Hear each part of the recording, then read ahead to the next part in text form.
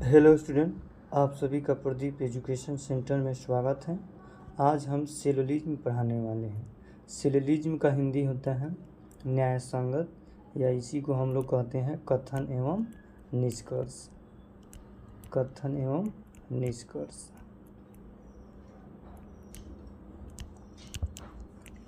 चलिए देखिए, इसमें जो हम अभी पढ़ने वाले हैं वो 150 मेथड पढ़ेंगे। 150 मेथड, ठीक। इसमें कोई भी आपको गोला नहीं बनाना होगा। इस टाइप से जो आप गोला बनाते हैं, इस टाइप से सभी वाला के लिए ही या कुछ वाला के लिए ही कोई भी गोला नहीं बनाना है। 150 मेथड से आपको सॉल्व करना है केवल 10 से 15 सेकेंड में। केवल 10-15 सेकेंड में आप कोई भी क्वेश्चन को सॉल्व कर सकते हैं। चलिए, क्वेश्चन स्टार्ट करने से पहले इसमें जो थ्योरी है उसको हम देख लेते हैं। अगर आप थ्योरी अच्छे से समझ जाते हैं तो कोई भी क्वेश्चन को आसानी में से बना सकते हैं। चलिए, थ्योरी हम समझ लेते हैं। देखिए, इसमें जो होता है, एक होता है आपका इनकम। इनकम होता है, इनकम का मतलब होता है आय। और एक होता है एक्सपेंडिचर।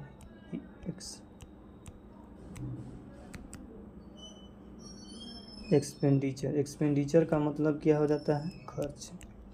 देखिए, इनकम जो होता है वह आपका फिक्स होता है। इनकम क्या होता है? फिक्स। और एक्सपेंडिचर जो होता है वो आपका वेरी होता है, यानी परिवर्तनशील हो जाता है, ठीक।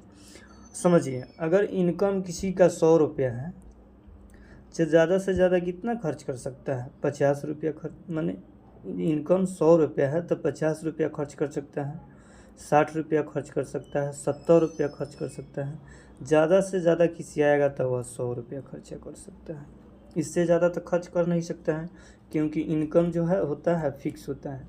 क्योंकि 100 रुपया उसका इनकम है तो ज़्यादा से ज़्यादा 100 रुपया ही खर्च कर सकता है, ठीक। बस यही बात जानना है। उसके बाद और बात इसमें नोट डाउन कर लेंगे हम। जैसे इस पूरे टॉपिक में जो है हमको 4 प्रकार के कथन को याद रखना है। इस पूरे टॉपिक में 4 प्रकार के कथन हमको देखना है और उसको हमेशा याद रखना है। सबसे पहले आपको कथन मिलेगा सभी ए बी हैं। सभी ए बी हैं, पहला कथन है। 4 कथन है इस पूरे टॉपिक में, उसको याद कर लेना है। कुछ ए बी हैं, कुछ ए बी हैं। 3 नंबर में याद रखना है, कुछ ए बी नहीं है। कुछ ए बी नहीं है।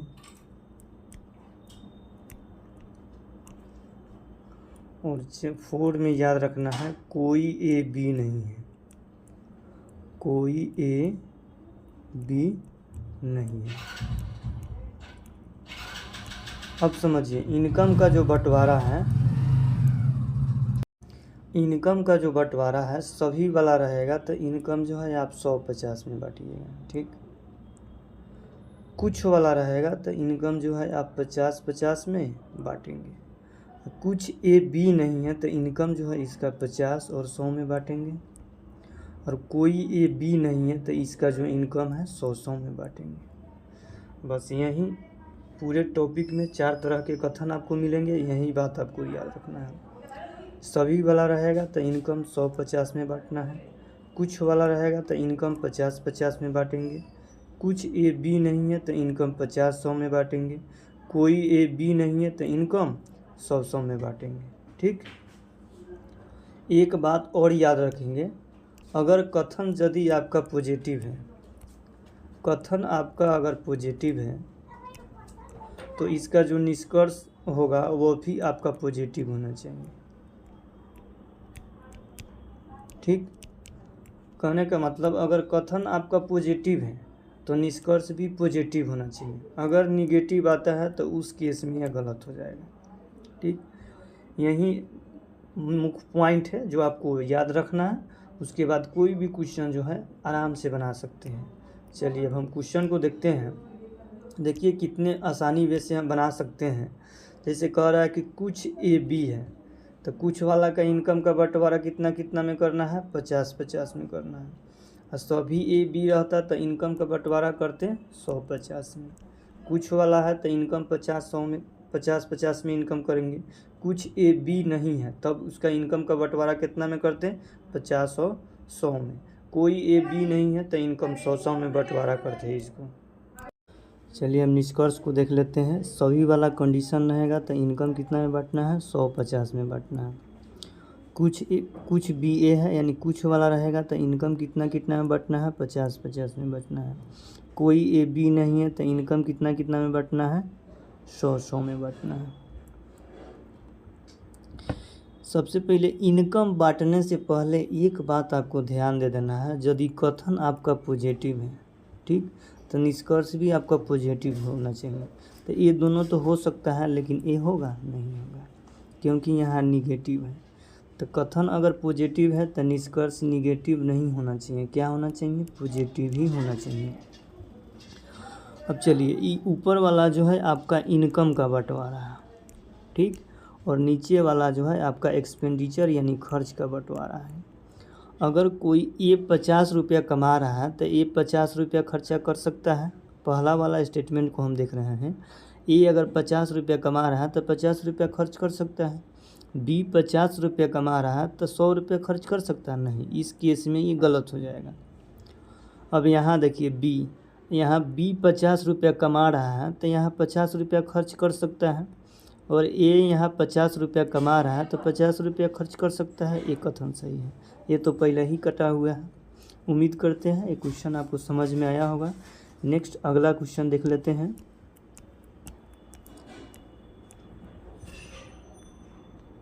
चलिए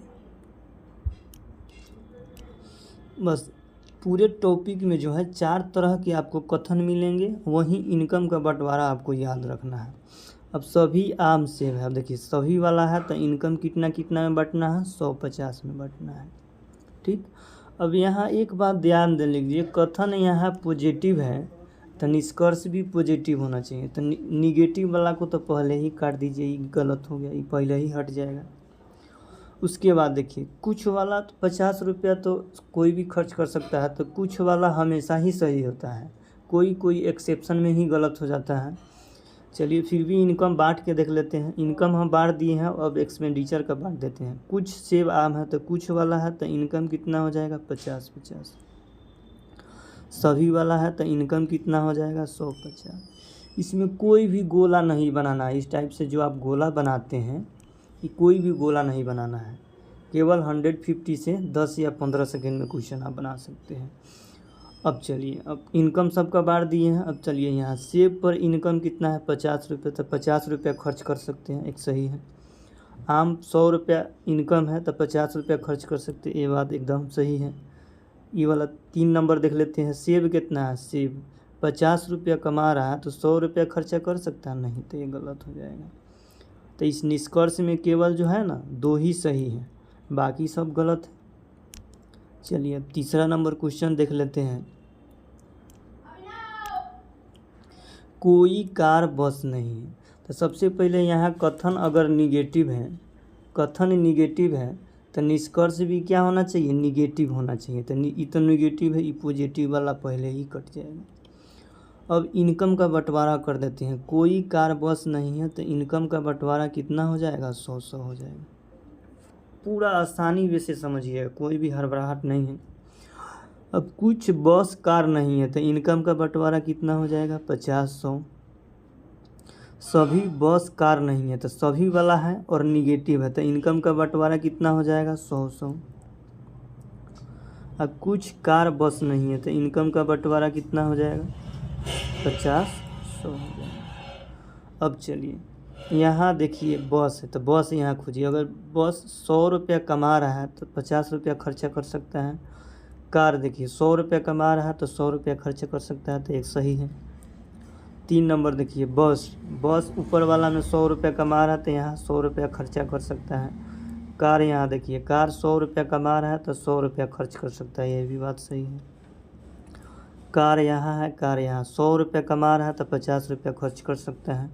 बस यहाँ देखिए बॉस 100 रुपये कमा रहा है तो 100 रुपये खर्च कर सकते हैं, यानी ये भी बात सही है।